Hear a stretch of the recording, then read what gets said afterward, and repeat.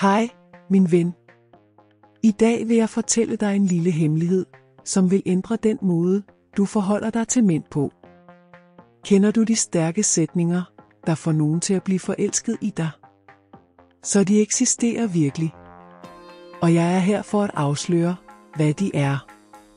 Gør dig klar til at mestre denne viden og blive en ægte magnet for mænd. Scene 1. Tillidens magt.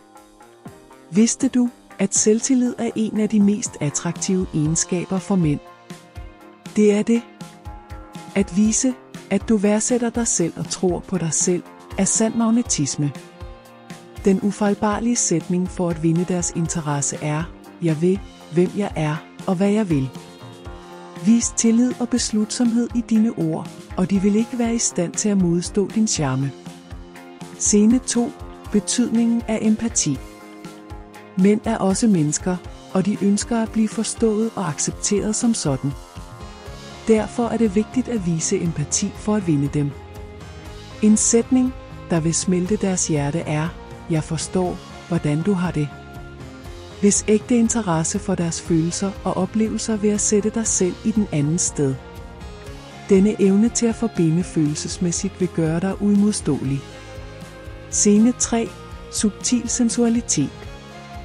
Hvem sagde, at mænd ikke kan lide forførende ord? De elsker. Det er dog vigtigt at være subtil og lade fantasien få frit løb.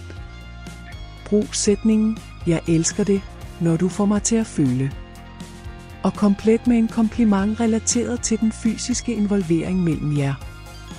Denne suggestive, men ikke eksplicite kompliment vil få dem til at ville finde ud af, hvad de ellers kan gøre for at gøre dig endnu mere tilfreds.